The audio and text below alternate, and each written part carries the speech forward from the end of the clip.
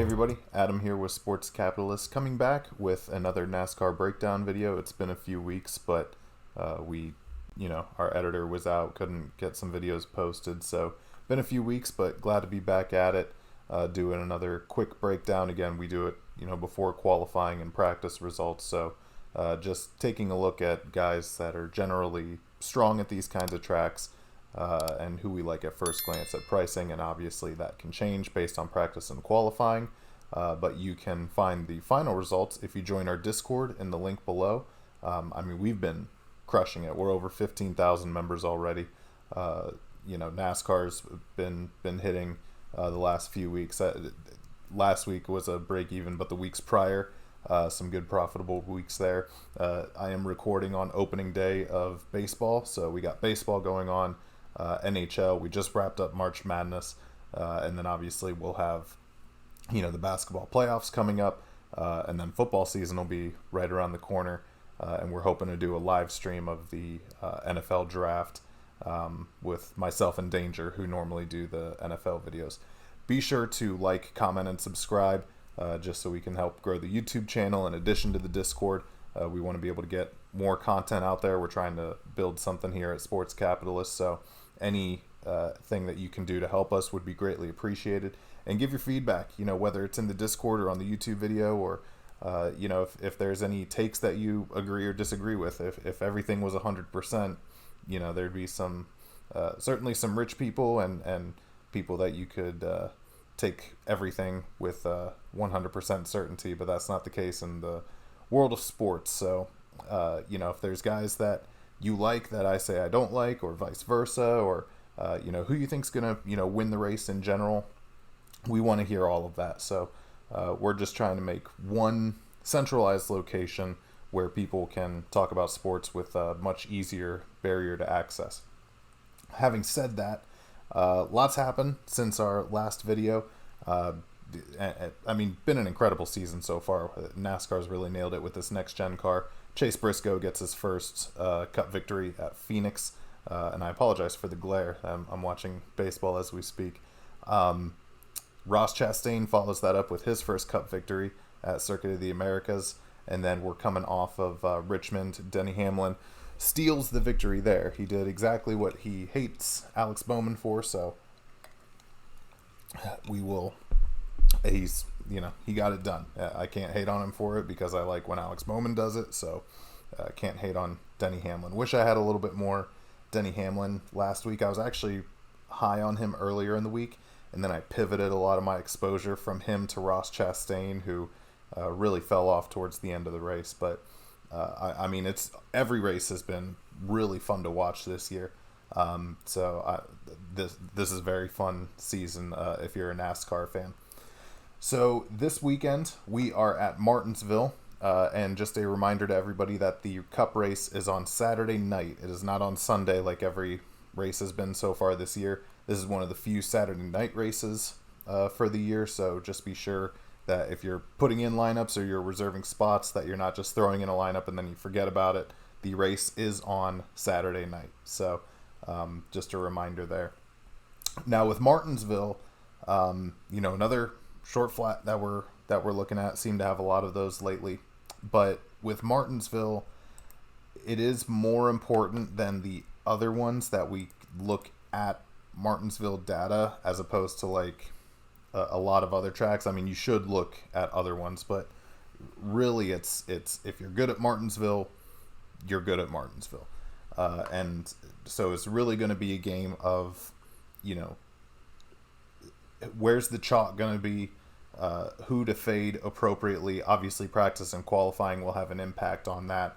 And just trying to find, as many dominators as you can, and maybe find some of these lower guys. So kind of going high-low instead of trying to go towards the middle, if that makes sense. Primarily on FanDuel, at least, based on the pricing that I'm looking at. I center my content a little more around FanDuel. I know there's a lot of people that do DraftKings, and DraftKings has better contests. I just want to provide a little bit more content for FanDuel because I think that's a little more lacking in the NASCAR world. So that's kind of the general strategy. It's and it's just, again, it's really going to be who's going to be chalky, and the chalky guys will probably show up. Honestly, if you're good at Martinsville, you're good at Martinsville. So you're kind of gambling on an off day or some sort of issue or crash or something like that. We saw it last week. I took sixth in a single entry, which was effectively second place, but there was a 5-way tie for first place. And that's because a lot of the chalky guys showed up: Ryan Blaney, Martin Truex Jr., Kevin Harvick, those kinds of guys. So I think it's going to be a lot of the same this week. And so if you're doing tournaments, the difference maker is going to be, where are your pivots, right? Where are the guys that might be chalky that still might show up, but you grab this guy who might be just as good or maybe even a little bit better that was a little lower owned. So I think that's going to be a big part of Martinsville, because a lot of these guys I'm going to talk about, a lot of people are also going to be talking about, and that's just kind of the nature of it, because again, it's a little bit more of a predictable track. So, and FanDuel's pricing reflects that. Right at the top here, we got Truex, Elliott, Blaney, 3 guys that Truex across most books is the short favorite to win, with Chase Elliott right up there, and rightfully so. I mean, they're both really good at Martinsville. Ryan Blaney, somebody brought to my attention that he was at 10-1 at some point opening up. I managed to get him at 9-1. I think he's down to 8-1 at this point. Blaney is very good at Martinsville. It still hurts last week. What seemed like the lock of the century with Ryan Blaney in a top 10 finish. It was a massive misprice on FanDuel and Fantasy Racing Online covered that, and then right at the end on a restart, he chose the outside lane. He finished 11th. Just an ultimate bad beat that I don't think is going to leave me. But regardless of that, Ryan Blaney's still very good at Martinsville. Now, what I'm kind of hoping, and again, it's going to depend on practice and qualifying, I really do like Ryan Blaney this week, and I feel like even though Truex is the most expensive, he might be still, I think, a little chalky. So I'm hoping that, maybe there's a pivot opportunity to go to either Ryan Blaney or Chase Elliott off of that. So maybe Truex doesn't qualify super well and he becomes a place differential play. Then I think a lot of people are going to go towards him. And so that might be a leverage opportunity. Again, that's not to say to totally fade Martin Truex Jr. at Martinsville, given his success there. But we've also seen with this next gen car, Toyota, have some issues. Up until last week, Martin Truex Jr. almost won that race. Denny Hamlin came screaming up towards the end. So that was really, for both of them, kind of the first real race that they were really in it. Prior to that, the closest we got was Kyle Busch at was it Phoenix when Alex Bowman came in and stole the victory. Ooh, I don't think that's right.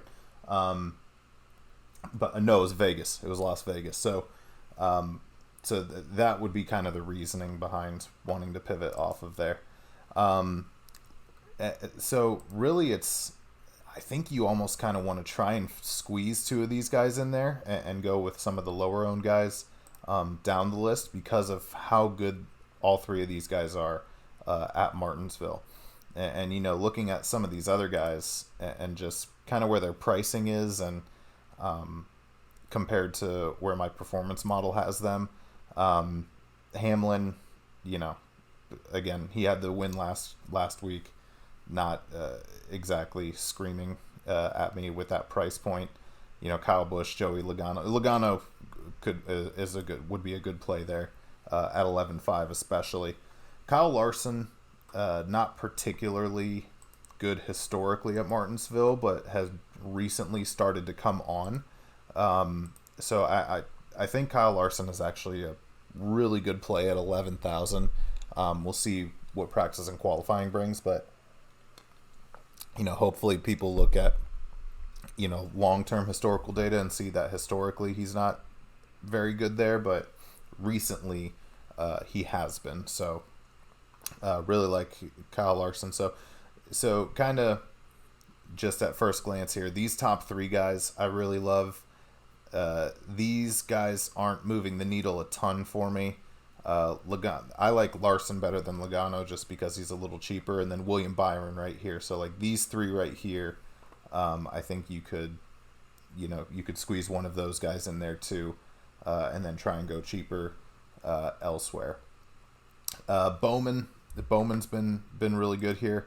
The last Martinsville race, yes, it was the playoff Martinsville race. Alex Bowman actually won that race, so I do like Bowman at that price point too, and probably more of a GPP play because of how streaky we've seen Bowman can be.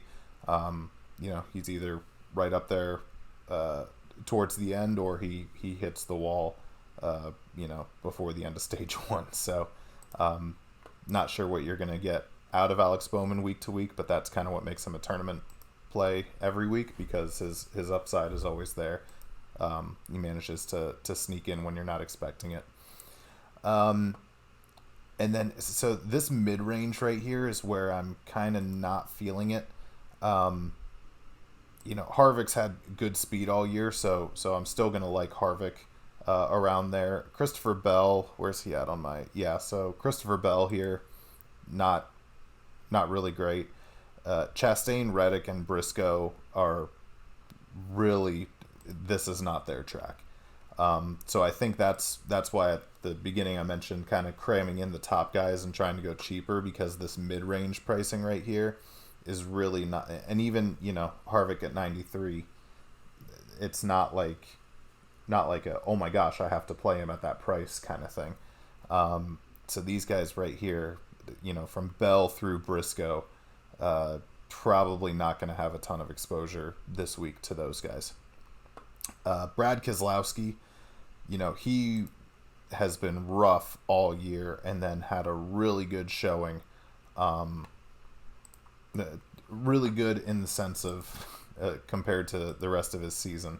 But Brad Keselowski, had a solid showing at Richmond, and historically he was good at Richmond. It was just that he'd had such a terrible year up to that point that it was kind of like, okay, maybe his equipment isn't quite up to snuff. But he hung around there. Didn't have quite the finish I think he should have, but throughout the course of the race, Brad Keselowski was right up there. So I was wrong on Brad last week, I will admit.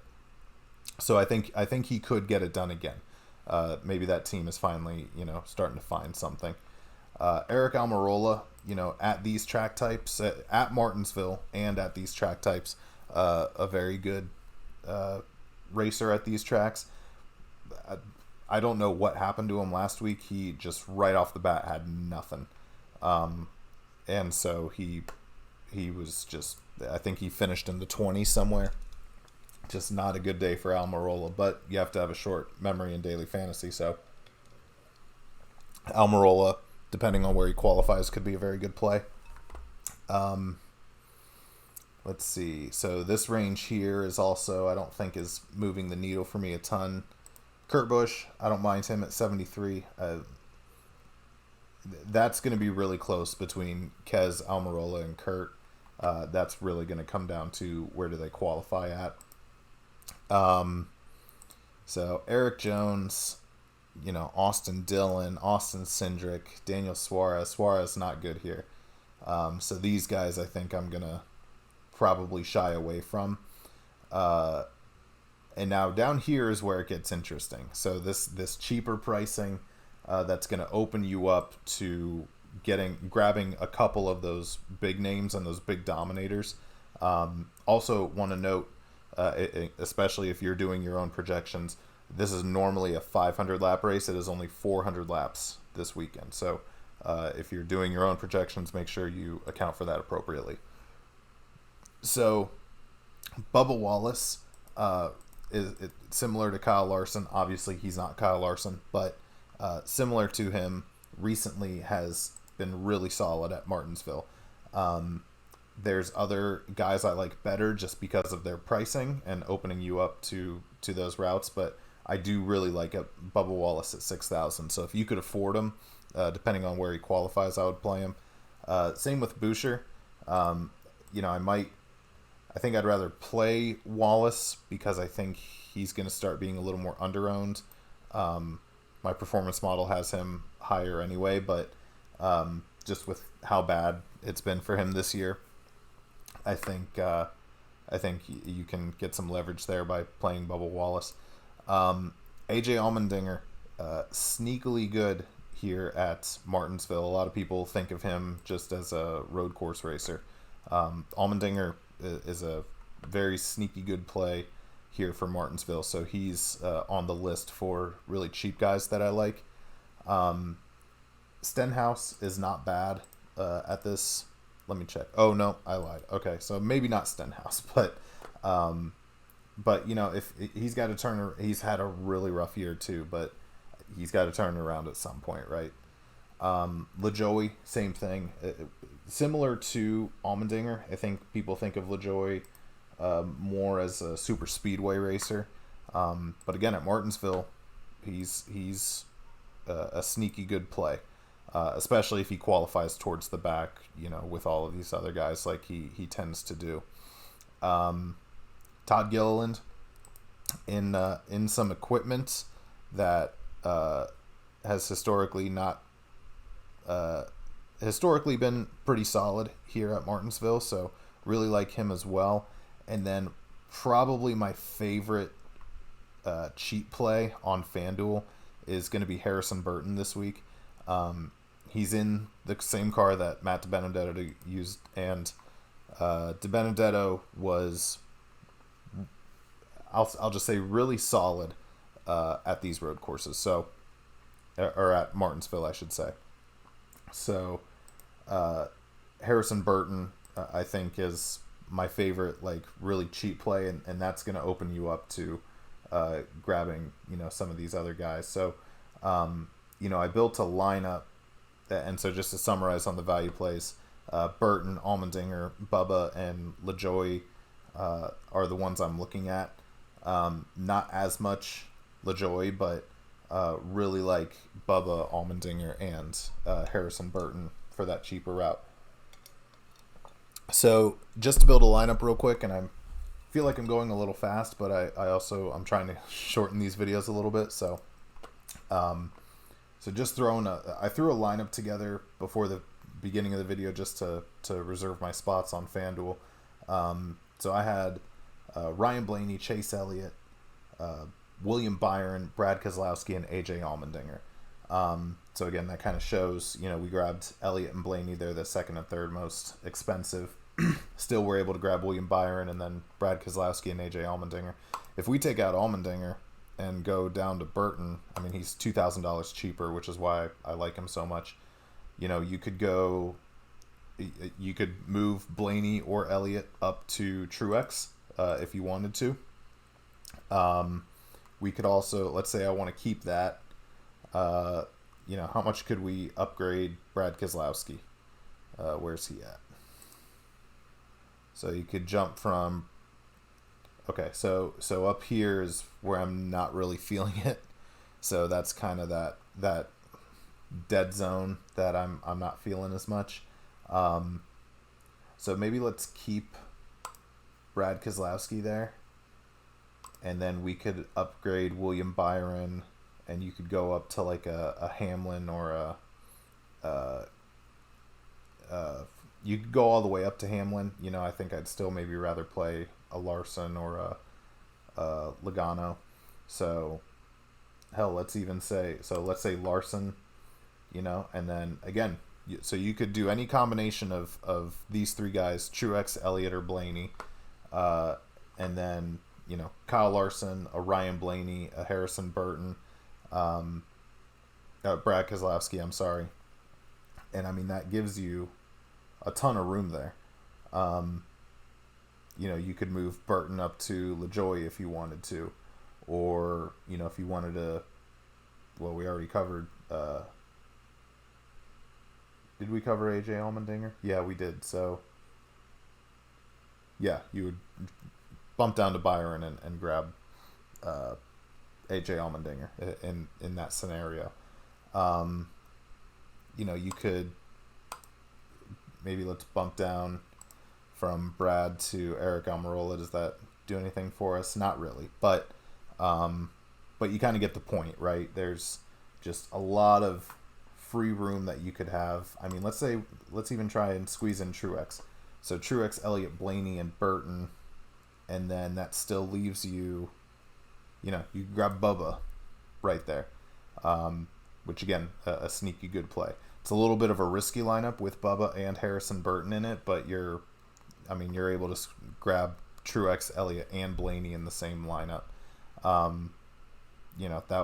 That's certainly not one I would play in cash, but again, you could still get that. So let's take out Elliott, Truex, Blaney.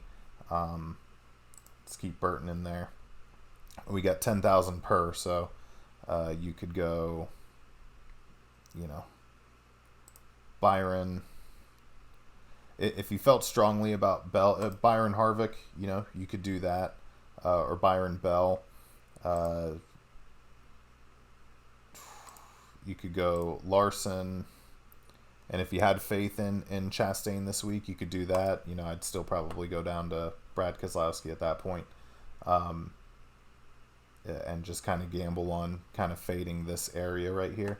So that's kind of the general strategy for me is, taking, one of those really cheap guys I mentioned and trying to cram in at least two of those top three guys between Truex, Blaney, and Elliott, because I think all three of them are should be equal favorites to win the race. Maybe a slight edge to Truex and Elliott. Looking at the DraftKings pricing real quick just to see if there's any differences. So the top three are the same. Larson is a little more expensive up here, but I kind of like that still because I feel like people are going to gravitate towards here, so I think I like Larson a lot more on DraftKings as a play, because again, I think people are going to see historically what he's done at Martinsville, and he hasn't been terribly impressive this year. He hasn't dominated like he did last year, and I think that's mainly the car, but it's also just been that they haven't been at tracks that Larson has been historically good at anyway. So I do like Larson there. I'm not really feeling Hamlin or Kyle Busch there. Logano, Byron Bowman, they're all kind of in that same range there, comparatively to FanDuel, so I still like them just as much on that side of things. And again, we're kind of in this zone here, right, with Bell, Chastain, Reddick, Harvick, Briscoe. It's in a different order than on FanDuel, but I actually like Harvick a little bit more there because of his relative pricing. And then you have Kurt Busch, Brad Keselowski. I actually really like Brad Keselowski there, especially as a cheaper option off of Kurt Busch. Eric Almirola is underpriced. That $7,500 based on what he's done. That's a little too low. And then, looking at some of these cheaper guys, so they have Allmendinger above Wallace, so Allmendinger is a better price on FanDuel for sure. Still like them on DraftKings here. And then Burton is all the way down to $5,600, so you could go down to LaJoie is $300 cheaper. I think I'd rather pay the $300 and grab Burton. So those same value guys would apply on DraftKings as well, just based on their pricing.